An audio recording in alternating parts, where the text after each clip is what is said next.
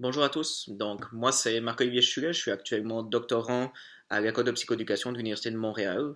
Je me spécialise plus particulièrement dans le transfert de connaissances et surtout comment est-ce que ça favorise les pratiques basées sur les données probantes. Donc, aujourd'hui, je fais cette vidéo pour vous présenter un peu le projet Myéline, donc le projet vraiment d'utilisation d'intelligence artificielle dans le domaine de l'autisme pour essayer de favoriser le transfert de connaissances.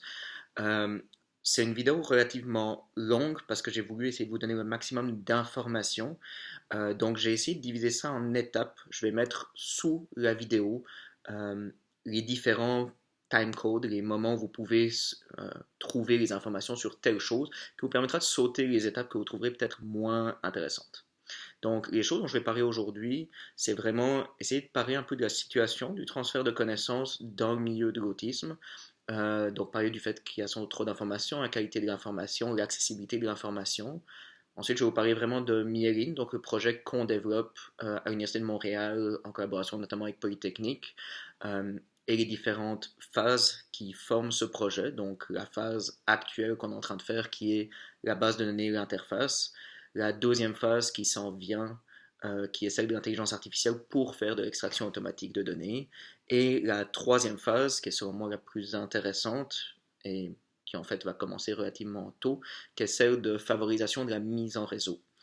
Euh, Ensuite, je vais vraiment essayer de vous parler plus précisément des systèmes qu'on va mettre en place pour la mise en réseau, les systèmes qu'on va mettre en place pour les chercheurs, mais aussi les systèmes qu'on va mettre en place pour les intervenants. Et finalement, je vais aborder le sujet de la collaboration et quelque chose qui est extrêmement important pour moi, des aspects légaux de la collaboration. Euh, de façon quand même très succincte, mais au moins pour vous donner un peu mes perceptions et mes convictions dans ce domaine-là. Donc, commençons. Euh, Évidemment, pour comprendre l'importance du projet, il faut comprendre la situation dans laquelle on est. Je pense que je vais étonner absolument personne en disant que d'un point de vue du transfert de connaissances, on a encore énormément de progrès à faire. On manque vraiment de données. Mais ce qu'on sait, en tout cas dans le domaine de la santé publique, et on peut considérer que l'autisme rentre sur certains aspects dans la santé publique, le mieux qu'on a, c'est que 14% des recherches est utilisée. C'est pas mal le top qu'on vise. On a pas mal de chances de penser que dans le domaine psychosocial, il y a encore moins de recherches que ça qui est réellement mise en application à la fin. Pire que ça, le temps moyen avant qu'une recherche soit mise en application, donc ces 14%-là qui sont utilisés, on oublie déjà les 85% qui sont juste perdus, c'est en général à peu près 17 ans. Ça veut vraiment dire que si aujourd'hui vous me faites une recherche absolument magnifique qui trouve un nouveau traitement pour des enfants de 3 ans, outre le fait qu'il y a 85% de chances que ce soit jamais mis en application, si ça l'est, les enfants de 3 ans qui en bénéficieraient aujourd'hui auraient statistiquement 20 ans quand ils en entendront parler. Donc autant dire que c'est une situation dramatique, puis ça c'est du côté de la recherche.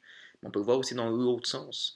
Une fois de plus, on n'a pas vraiment de recherche dans le domaine spécifiquement de l'autisme, mais on peut s'inspirer de ce qui se passe dans d'autres aspects, comme par exemple ce qui se passe notamment au centre jeunesse, ou comme ça. Certaines recherches qui ont été faites il n'y a pas si longtemps montraient que c'était à peu près 18% euh, des intervenants qui utilisaient souvent des données probantes. Autant dire qu'on a quand même une grande marge d'amélioration, là-dessus. Et je sais que là, je vous ai juste cité deux recherches. Si vous en voulez plus, j'en ai une collection que je peux vous transmettre.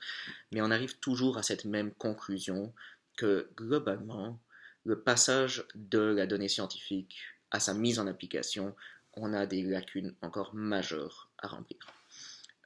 Et ça se comprend pour beaucoup de raisons.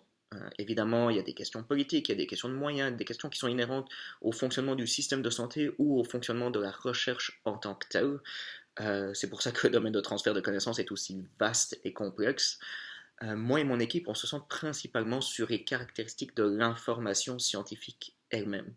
Parce que en dehors de ça, même si on avait des milliards qui étaient investis dans le système de santé, spécifiquement dans le transfert de connaissances, l'information scientifique a déjà un certain nombre de caractéristiques qui rendent très difficile sa mise en application.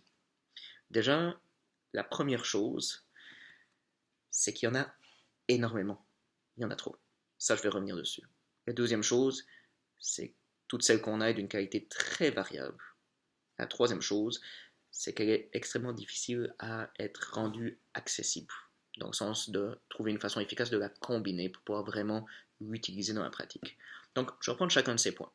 Quand je dis qu'il y en a trop, euh, je ne me plains pas. C'est une excellente chose qu'on ait autant de recherches. Pour moi, il pourrait y en avoir encore beaucoup plus, que je serais la personne la plus ravie au monde. Le problème, c'est que plus il y a de recherches, plus ça demande des efforts ou des moyens pour pouvoir se tenir à jour. Euh, on a fait une petite recherche juste pour voir dans le domaine de la psychologie en se basant uniquement sur PsycInfo, et vous savez sans doute comme moi, PsycInfo n'est absolument pas représentatif de la totalité de la recherche, c'est juste une des plus grandes bases que nous on peut utiliser. Et quand on regarde le nombre d'articles qui sont publiés chaque jour, actuellement on est rendu à peu plus de 3000 articles dans le domaine de la psychologie. Alors évidemment, personne n'a besoin de se tenir à jour de tout ce qui se passe dans la psychologie, mais par exemple pour un intervenant qui voudrait se tenir à jour juste sur ce qui se passe dans l'autisme, on est quand même à des chiffres variables entre 50 et 100 articles par jour. Pour être efficace, on a estimé qu'il faudrait passer à peu près 18 heures par jour en tant qu'intervenant pour pouvoir vraiment se maintenir à jour sur tout ce qui se passe dans la recherche en autisme. Donc autant dire que si moi en tant qu'intervenant je passe 18 heures par jour à lire, il me reste très peu de temps pour intervenir ou même vivre. Et ça c'est le problème qu'on a aujourd'hui, sauf que ce problème est en train d'augmenter. En fait, c'est des recherches qui sont plus faites dans le domaine de la médecine, mais on pense que les chiffres sont applicables dans le domaine psychologique. On pense qu'à peu près d'ici 2020, ce qui est quand même très proche d'ici, la quantité totale d'informations qu'on a doublera tous les 73 jours. Donc, si aujourd'hui ça prend 18 heures, ce qui est possible de rentrer dans une journée avec beaucoup de sacrifices personnels, à un moment on dépassera clairement les 24 heures par jour, ce sera juste infaisable physiquement. Et c'est d'ailleurs un des grands problèmes. On n'a pas vraiment d'outils qui actuellement ont été développés pour gérer effectivement en tout cas efficacement cette masse d'informations. Surtout que la masse n'est pas le seul problème. Comme je disais avant, le deuxième point, c'est la qualité de l'information. Euh, je pense que je ne vais pas avoir besoin de faire beaucoup d'efforts pour vous convaincre là-dessus. La qualité de la recherche en autisme est extrêmement variable. Euh, Moi, quand j'ai découvert le domaine de l'autisme, j'ai été autant impressionné de voir certaines des méta-analyses et des recherches les plus rigoureuses que j'avais vues dans le domaine psychosocial. Il y a des choses d'une qualité extrêmement euh, haute qu'on peut retrouver, avec de l'autre côté des recherches qui sont soit clairement de la fraude, heureusement c'est quand même relativement rare, mais le cas de l'étude du lien vaccin-autisme reste quand même un exemple assez majeur là-dessus. Mais on a aussi beaucoup de recherches qui sont simplement d'une qualité, on va dire, j'allais dire moyenne, mais non, objectivement basse. Les premières études de cas qui ont été faites sur l'oxygénothérapie, euh, qu'on voit quand même beaucoup, en tout cas dont les parents nous parlent beaucoup et dont certains intervenants nous parlent aussi, sont des qualités qui sont des recherches qui sont juste de mauvaise qualité à la base.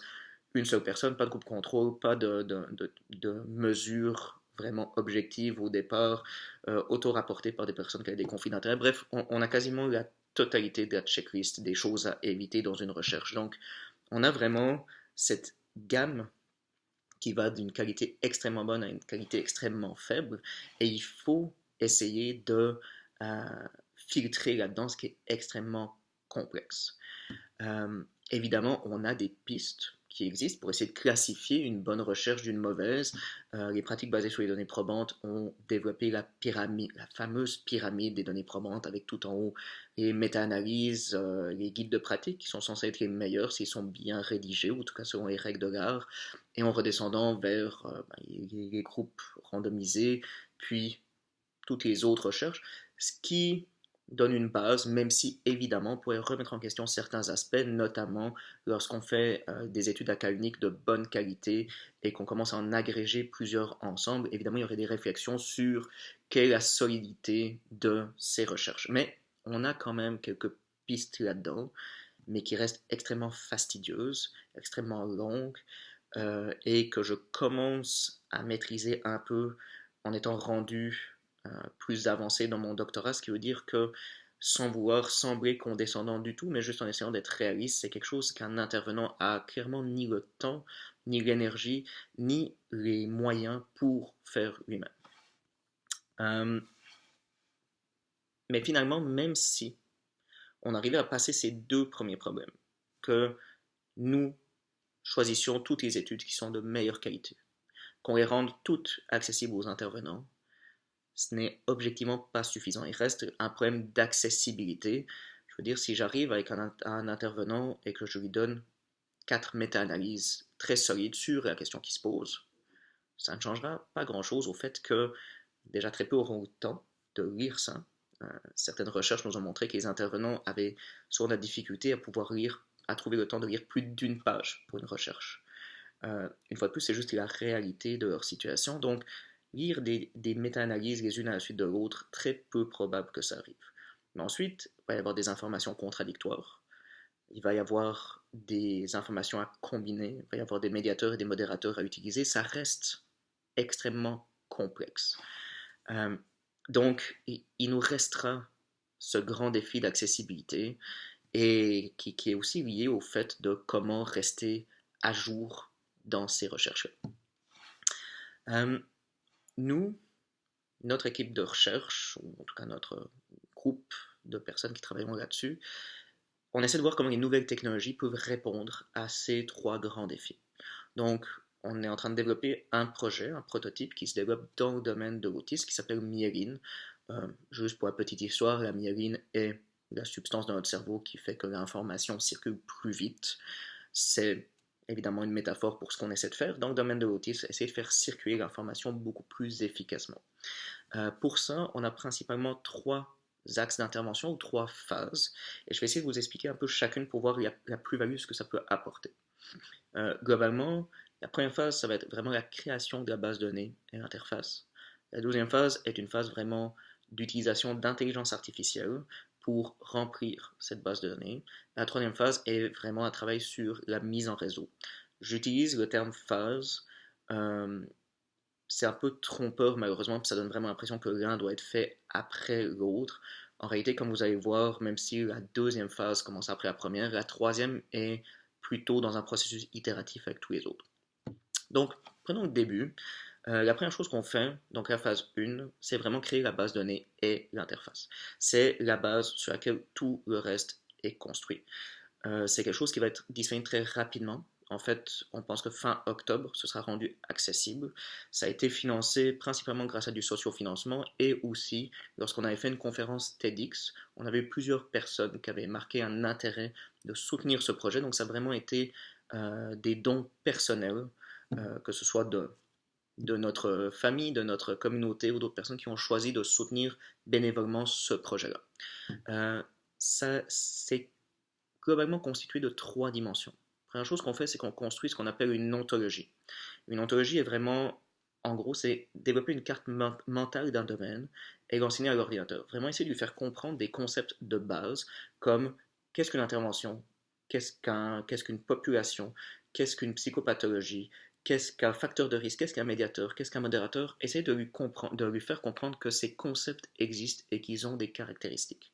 Donc, c'est vraiment donner une première image du domaine. Ça, c'est quelque chose qu'on a déjà travaillé depuis plusieurs mois en se basant beaucoup sur les recherches qui ont été faites dans d'autres domaines, notamment sur la psychologie de la santé, notamment fait actuellement à Londres, mais qu'on a adapté dans le domaine de l'autisme. La deuxième chose qu'on a dû faire, c'est créer une interface. Ça paraît simple, mais une interface pour un système aussi complexe qu'une ontologie demande beaucoup d'efforts. La façon dont ça va fonctionner actuellement, c'est que les personnes vont vraiment avoir plusieurs étapes à passer. En arrivant sur le site, la première chose est une partie que nous on dit de faire connaissance avec l'intelligence artificielle, qui est vraiment en réalité un système, on va dire, de, de cueillette de données un peu plus avancée. En gros, les personnes vont devoir répondre à un certain nombre de questions pour que la machine puisse comprendre qu'est-ce que cette personne cherche. Est-ce que c'est quelqu'un qui est autiste? Est-ce que c'est un parent? Est-ce que c'est un intervenant? Est-ce que c'est un chercheur? Qui sont tous des groupes qui ont des besoins très différents. Mais aussi comprendre, comme par exemple, si un intervenant nous dit, bah, moi je travaille avec une population, qu'on puisse avoir plus d'informations. C'est des enfants de quel âge? Est-ce que on est dans un milieu scolaire? Est-ce qu'on est dans un milieu plus spécialisé? Bref, on recueille des informations qui vont faire que quand on donnera une réponse après, on va pouvoir utiliser ces informations et donner quelque chose qui soit personnalisé. La deuxième étape, qui est vraiment celle plus de recherche d'informations, d'interrogation de l'ontologie, est une étape dans laquelle, en gros, ça va ressembler beaucoup à un dialogue. Globalement, la machine va vous dire, mais qu'est-ce que vous cherchez? Il y a plusieurs choix sur lesquels on peut répondre. Par exemple, on dit, je cherche une intervention, ou par exemple, je cherche un outil de dépistage. On peut dire, ok, mais pour un enfant de quel âge, qu'on va pouvoir préciser, pour un enfant, par exemple, qui a quelles caractéristiques, à quel endroit, etc., pour qu'on puisse vraiment, en gros, descendre un peu notre arbre décisionnel pour amener une réponse qui soit précisément adaptée. Évidemment, il y a d'autres systèmes de recherche qui sont un peu plus complexes à utiliser, mais qui ont l'avantage d'être plus rapides. Je pourrais vous présenter tout ça beaucoup plus en détail si vous voulez. Donc, création d'ontologie, création d'une interface. Mais évidemment, il faut aussi pouvoir mettre des premières données dedans. Nous, la façon dont on a décidé de fonctionner, c'est que, pour le moment, on a choisi de se baser sur ce qui est considéré aujourd'hui comme le top de la pyramide des évidences. Donc, on a pris les guides de pratique qui ont été évalués en fonction de leur rigueur, on a pris les méta-analyses, on a pris les revues systématiques, et ce sont ces informations qu'on met dans l'ontologie, donc dans la base de données. Ça va vraiment permettre aux personnes de recevoir des informations qui se basent sur ces recherches-là.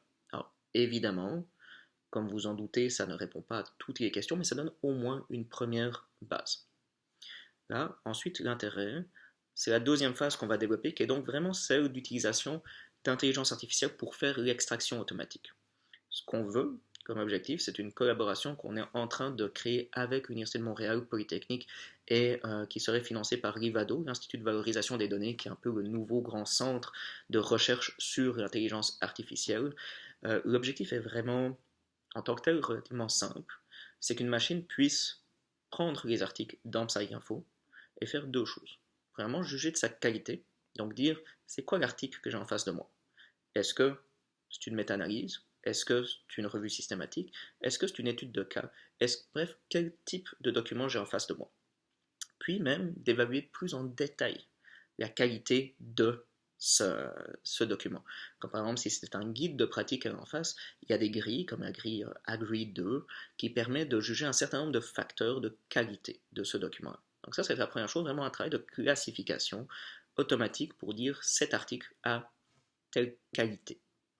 Une deuxième chose, c'est de l'extraction automatique de données. On rentre dans des domaines qui sont du traitement naturel du langage, bref, plein de domaines très techniques au niveau informatique, mais qui font une chose relativement simple, on va dire, c'est simplement de prendre c'est quoi les idées principales dans le document et les extraire. Comme par exemple dire, ben, écoutez, cette recherche, par exemple, pour prendre un exemple, on va dire classique, est une méta-analyse qui essaie de regarder le lien entre les vaccins et l'autisme.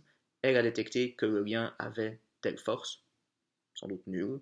Elle a pu voir, par exemple, si on serait sur une intervention des modérateurs ou des modérateurs ou des médiateurs. Excusez-moi. Bref, essayer d'extraire tous ces aspects principaux. Ça se fait déjà dans le domaine de l'oncologie particulièrement. C'est évidemment un grand travail pour l'adapter à notre domaine. Mais si on y arrive, ça veut dire que notre base de données pourrait être mise à jour de façon quasiment automatique. Le troisième aspect, et selon moi, ou la troisième phase est selon moi l'aspect le plus intéressant. Même si je trouve passionnant les autres, mais celui-là touche à la mise en réseau. Parce que, évidemment, là, on se retrouve avec des données qui restent quand même un échantillon relativement faible de la totalité des recherches et de la connaissance qu'on a sur l'autisme. Euh, Premièrement, au niveau de la recherche vraiment scientifique, la recherche québécoise ne va pas forcément être extrêmement mise de l'avant là-dedans. Pourquoi? Parce que déjà, notre intelligence artificielle risque de se baser quasiment uniquement sur des lectures en anglais pour commencer, parce que c'est là-dedans que les outils sont le plus développés. Deuxièmement, PsycInfo reste quand même, évidemment, il y a des publications québécoises dessus, mais n'est de loin pas majoritaire. Il y a beaucoup de facteurs comme ça qui font que la recherche québécoise ne sera peut-être pas suffisamment représentée dedans, ce qui est dommage, parce qu'il y a des choses absolument extraordinaires qui se font ici. Deuxièmement, il y a beaucoup de choses qui ne sont pas encore étudiées. Comme par exemple, je vais prendre un exemple classique, mais par exemple, accompagner un enfant pour aller chez le coiffeur ou aider un enfant autiste pour aller sur les toilettes ou des choses comme ça, sont des choses sur lesquelles on n'a pas actuellement de revue systématique à ma connaissance. Par contre, évidemment, les parents, les intervenants ont développé une certaine expertise et si on peut aller chercher cette expertise-là de façon évidemment très contrôlée, on peut enrichir la base de données d'une façon exponentielle. Donc, on veut créer deux systèmes de rétroaction, ou en tout cas de versement d'informations pour chacune de ces populations, d'un côté les chercheurs et d'un autre côté plus les intervenants. Euh, je vais rentrer sur tout ça plus en détail. Donc, vraiment, comme je dis, notre système de mise en réseau, c'est pour l'instant principalement on va dire des formulaires pour mettre de l'information dans la base de données. Et comme vous allez voir, c'est aussi un système pour avertir les autres personnes qu'une nouvelle information a été mise en place. Donc, pour les chercheurs, c'est évident que la première chose qu'on va faire, c'est un formulaire spécifique pour eux. Créer un formulaire est relativement facile. Par contre, créer un formulaire qui soit efficace, facile d'utilisation et qui ne demande pas aux chercheurs de devoir passer 3 heures à essayer de comprendre comment fonctionne la base de données, ça c'est déjà un défi qui est beaucoup plus intéressant et dans lequel on a absolument besoin de créer des collaborations pour pouvoir bien le faire. Le deuxième défi, c'est que les chercheurs mettent leur information dans la base de données est bien sûr utile, mais ce n'est qu'une partie. Il faut aussi que les personnes qui ont besoin de cette information puissent être tenues au courant de ces nouvelles données. À moins qu'on parte du principe que l'intervenant va venir chercher chaque jour pour voir s'il y a eu des nouvelles informations. Mais une fois de plus, là, on se retrouve dans quelque chose qui est très peu réaliste. Euh, on a une solution pour ça, qui demande encore un peu de recherche, mais le système est relativement simple. C'est que les personnes qui ont été faire une recherche sur la base de données peuvent s'abonner à cette recherche-là. Ce que ça va faire, c'est que ça va identifier tous les concepts qui sont associés à cette recherche-là. Et dès qu'il y a une modification dans l'un de ces concepts, comme par exemple une nouvelle donnée, la personne qui a fait la recherche sur la base de données va recevoir automatiquement une notification. Si je prends un exemple concret, si par exemple l'un des chercheurs est en train de travailler sur, on va dire, sur la sexualité des personnes autistes, toute personne qui aura choisi de s'abonner à ce sujet, donc je suis intéressé à la sexualité des personnes autistes de façon générale, ou qui aura même touché de façon un peu indirecte, comme par exemple, je cherche des interventions qui touchent à ce domaine-là, je cherche des outils de mesure, des outils de prévention, ou même je travaille sur l'intimité des personnes autistes. Donc, intimité et sexualité sont reliés conceptuellement. Toutes ces personnes-là pourront être tenues au courant directement que cette nouvelle information a été mise dedans.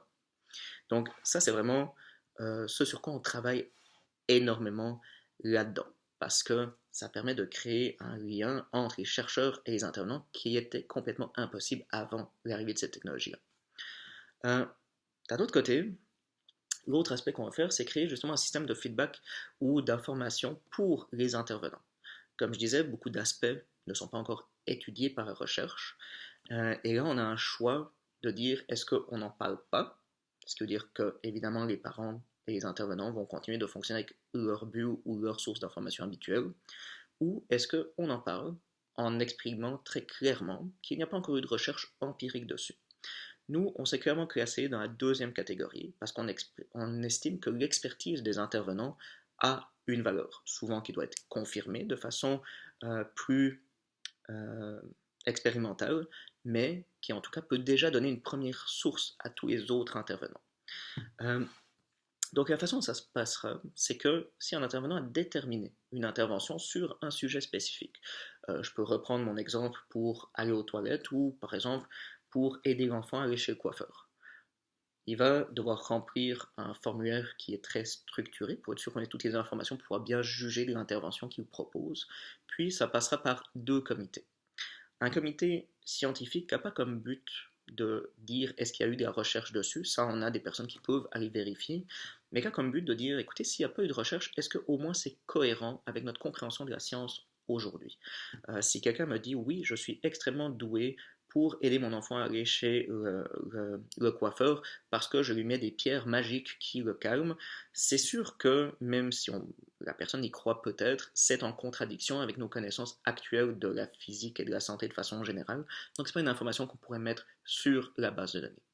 Une autre chose, c'est qu'il nous faut un comité éthique. Évidemment, si quelqu'un me dit oui, j'arrive à aider mon enfant à aller aux toilettes, je le pose sur les toilettes pendant 24 heures, à un moment il y va. On s'entend qu'éthiquement, on ne peut pas laisser passer ce genre d'informations. Donc, ces deux comités doivent faire un premier tri. Et ensuite, l'information va être mise en disant, déjà, il n'y a pas eu de recherche là-dessus. Et deuxièmement, voici des conseils et des précautions à faire lorsque vous essayez d'appliquer une intervention qui n'a pas encore été testée empiriquement.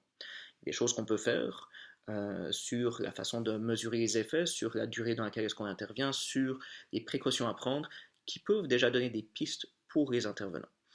On préfère largement que ça se passe comme ça, que les gens puissent au moins connaître les limites de ce qu'ils appliquent, beaucoup plus qu'ils aillent chercher une information sur Internet qui reste malheureusement la source numéro un d'informations, sur laquelle ils risqueraient d'entendre utiliser ça, ça marche à tous les coups, c'est génial, ça a été testé, et vous n'avez pas à faire attention sur quoi que ce soit. Euh, Ça, c'est le premier avantage, évidemment. Mais aussi, ce qui est très intéressant, c'est qu'on peut demander aux gens, est-ce que vous avez utilisé cette intervention? Est-ce que ça a marché pour vous? C'est sûr que cette donnée, est-ce que ça a marché? C'est pas quelque chose qu'on va donner accessible directement. Parce que même si une intervention a été utilisée 2000 fois par des gens qui ont trouvé que ça marchait pour eux, c'est très intéressant, mais ça ne veut pas dire que ça marche. On peut avoir 2000 personnes qui se trompent. Par contre, là où c'est intéressant, c'est que ça donne une information pour les chercheurs.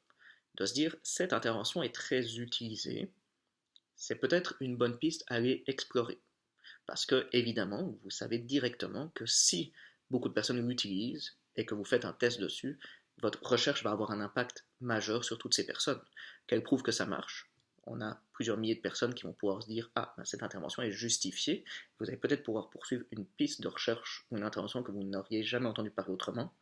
Ou, si vous faites une recherche dans l'autre sens, qui prouve que ça ne marche pas, on a plusieurs milliers de personnes qui vont directement pouvoir se dire ah, écoutez, j'ai été tenu au courant que ce que j'utilisais ne marchait pas et, et on pourrait suggérer d'autres pistes qui seraient peut-être plus soutenues empiriquement. Donc, ça vient un peu compléter le lien qu'on avait des chercheurs vers les intervenants avec une espèce de retour de l'information des intervenants vers les chercheurs. Donc, c'est vraiment cette optique de mise en réseau qui, selon nous, est le cœur du projet. Tout le reste sert finalement à essayer de donner le contexte pour ça et les moyens pour ça. Alors, évidemment, c'est sur ce dernier aspect que je trouverais extrêmement intéressant de collaborer avec vous. Parce que là, on a beaucoup de collaborations qui se font avec les parents, que ce soit la Fédération québécoise de l'autisme ou d'autres organismes comme ça. On a aussi de la collaboration qui se fait plus au niveau universitaire et technologique, mais essayer d'aller toucher les chercheurs du domaine de l'autisme, essayer d'aller chercher les intervenants du domaine de l'autisme, essayer de développer des outils qui soient vraiment utiles à leur situation, c'est quelque chose où une collaboration avec vous serait extrêmement précieuse. Euh, une chose qui est pour moi extrêmement importante, c'est de vous parler juste rapidement des aspects légaux. Pourquoi? Parce que là, je suis un doctorant qui arrive en disant, écoutez, j'ai tel projet, je trouve ça génial. Il y a beaucoup de chances, si ça restait un projet personnel, qu'une fois que j'ai fini mon doctorat, ce projet disparaisse. C'est pour ça qu'on a choisi de fonctionner différemment pour ce projet-là. On a un groupe de personnes à constituer Mieline en tant qu'entreprise sociale. Sa mission est de donner un accès euh, gratuit sur toutes les informations de base scientifiques et rigoureuses dans le domaine de l'autisme. C'est possible qu'à un moment, pour pouvoir favoriser le fonctionnement de l'entreprise, il faille aller chercher soit des subventions pour, ou aller chercher des partenariats, ou offrir par exemple certains services premium de façon payante. On aimerait l'éviter le plus possible, c'est juste on essaie d'être réaliste pour éviter que le projet disparaisse dans les prochaines années. Et malheureusement, vous le savez sans doute, mais le domaine du transfert de connaissances n'est pas un domaine dans lequel on a énormément de subventions actuellement.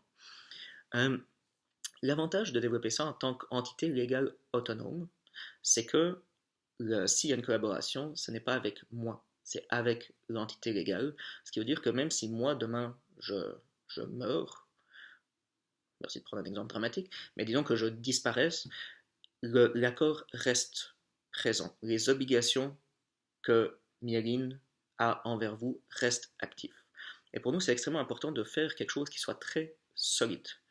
Euh, un exemple sur lequel on est beaucoup en train de discuter actuellement, c'est de mettre par exemple des précautions comme quoi si, disons que RNO-TSA décide de subventionner certains aspects pour favoriser que les chercheurs mettent les données, on peut avoir des clauses légales qui obligent que jusqu'à la fin, toutes ces informations restent accessibles, gratuites, que tous les utilisateurs du réseau puissent les utiliser, et même mettre des clauses plus contraignantes, comme disons par exemple, ben, si Mieline ne respecte pas ces obligations-là, l'argent peut être remboursé au RNOTSA.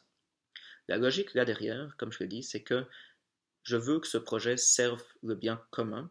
Donc, je trouve très important de mettre en place le maximum de sécurité pour que la collaboration reste solide avec le temps et pour que peu importe ce qui se passe avec le projet Myelin, vous puissiez être sécurisé et avoir une garantie que ce que vous avez investi revient. Je pense que ça donne à peu près les points de vue principaux du projet. Je serais absolument ravi d'en parler avec vous, mais je pense que ça vous donne au moins certaines informations de base. Si vous avez besoin de quoi que ce soit des références, ou si vous avez des questions, ou s'il y a des points qui vous semblent un peu obscurs, n'hésitez absolument pas à m'écrire, ça me fera plaisir de parler avec vous. Donc sur ce, je vois que je viens de dépasser les 30 minutes, je pense que vous m'avez largement suffisamment entendu. Donc je vous dirai simplement à la prochaine, puis merci beaucoup de m'avoir écouté. Au revoir.